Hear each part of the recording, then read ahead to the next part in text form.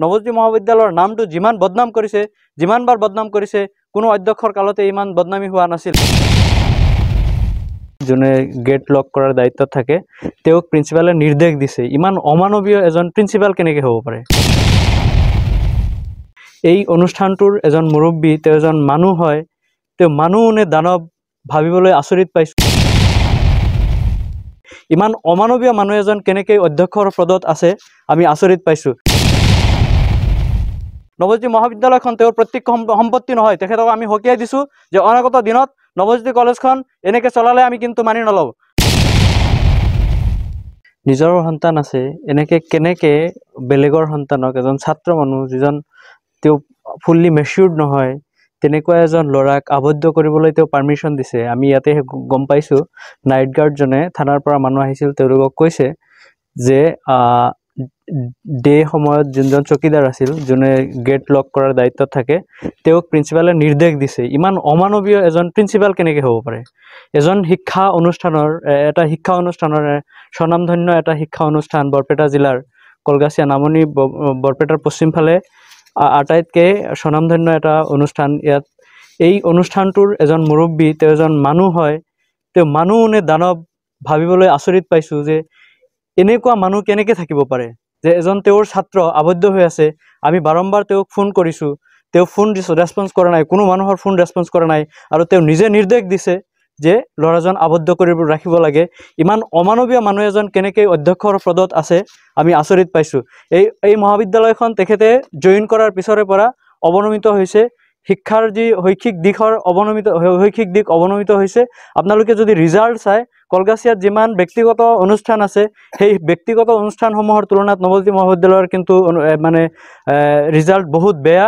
আপোনালোকে জানি আচৰিত হ'ব যে নেকৰ ইনস্পেকশ্যনত এইবাৰ তেওঁলোকে C গ্ৰেড পাইছে। C গ্ৰেড পোৱাৰ কাৰণে আগৰবাৰ যেতিয়া B+ পাইছিল, তেওঁলোকে গোটেই অঞ্চল জুৰি মাইক বজাই তেওঁলোকে প্ৰচাৰ কৰিছিল, কিন্তু এইবাৰ C পোৱাৰ পিছত কিন্তু কোনেও এই বিষয়টো কোনো ধৰণৰ প্ৰচাৰ হোৱা আমি নেদেখিলোঁ। তাৰমানে ইয়াতে অকল লুণ্ঠন আৰু লুণ্ঠন ৰাজ চলি আছে।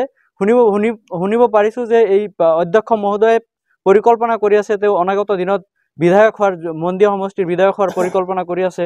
ৰাজনীতিৰ লগত জড়িত হৈ থাকি ৰাজনৈতিকভাৱে অলপ প্ৰভাৱশালী হৈ ছাত্ৰৰ যি অধিকাৰ, সেই অধিকাৰ লৈ খেলা কৰি আছে। আজি নহয়, আগৰ পৰাই তেখেতৰ এনেকুৱা বহুত ৰেকৰ্ড আছে। নৱজ্যোতি মহাবিদ্যালয়ৰ নামটো যিমান বদনাম কৰিছে, যিমানবাৰ বদনাম কৰিছে, কোনো অধ্যক্ষৰ কালতে ইমান বদনামী হোৱা নাছিল। নৱজ্যোতি মহাবিদ্যালয়খন তেওঁৰ প্ৰত্যক্ষ সম্পত্তি নহয়। তেখেতক আমি সকীয়াই দিছোঁ যে অনাগত দিনত নৱজ্যোতি কলেজখন এনেকৈ চলালে আমি কিন্তু মানি নলওঁ। কলগাছিয়াৰ জনসাধাৰণে কিন্তু আপোনাক সকলো বস্তু ইমান সময় সহ্য কৰি আছিল, আৰু কিন্তু সহ্য কৰাৰ সময় উকিলিল। এতিয়া কিন্তু আপোনাক সহ্য কৰা নহ'ব। আমি চৰকাৰক অনুৰোধ জনাইছোঁ, উচ্চ শিক্ষাৰ সঞ্চালক মহোদয়ক আমি অনুৰোধ জনাইছোঁ যে এই অধ্যক্ষ মহোদয়ক যাতে অনতিপলমে এই অমানৱীয় কাণ্ড কৰাৰ অপৰাধত তেওঁক যাতে নিলম্বিত কৰা হয়। তেওঁ যাতে নৱজ্যোতি মহাবিদ্যালয়ত চৌহদত দ্বিতীয়বাৰ সোমাব নোৱাৰে। অসমৰ শিক্ষামন্ত্ৰী মহোদয় আৰু মুখ্যমন্ত্ৰী মহোদয়ক আমি অনুৰোধ জনাইছোঁ যে অনতিপলমে এই অমানৱীয় নৰপিশাচ এই অধ্যক্ষক অনতিপলমে তেওঁক নিলম্বিত কৰিব লাগে, আৰু আজীৱনৰ কাৰণে তেওঁৰ যি পেঞ্চনৰ সকলো ব্যৱস্থা বন্ধ কৰি দিব লাগে। এতিয়া কেইটা বাজে?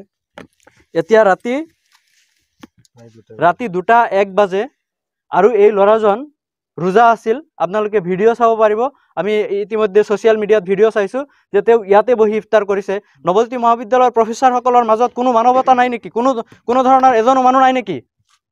নৱজ্যোতি মহাবিদ্যালয়ৰ ইমানজন শিক্ষক আছে, ইমান কৰ্মচাৰী আছে, কোনো এজনৰ মানুহৰ মন মগজুত মানৱীয় কোনো গুণ নাই নেকি? তেওঁলোক সকলো পশুতুল্য হৈ গৈছে নেকি? তেওঁলোকৰ কোনেও এই ল'ৰাজনৰ কিয় খবৰ লোৱা নাই, বা এই ল'ৰাসকলৰ কিয় খবৰ লোৱা নাই? আপোনালোকে চাওক, পশুতকৈ বৰ্বৰ অৱস্থাত এই ল'ৰাখিনি ৰাতিখন তেওঁলোকে আছে। কিবা এটা ৰাস্তাত এনেকৈ ছাত্ৰ সমাজ পৰি থাকে, ছাত্ৰসকল পৰি থাকে নেকি? খবৰ মানে এনি লাইভ 24/7 আৰু এনি লাইভ ডিজিটেল। যিকোনো খবৰৰ বাবে যোগাযোগ কৰক 9387734920 আমাৰ এই নম্বৰত।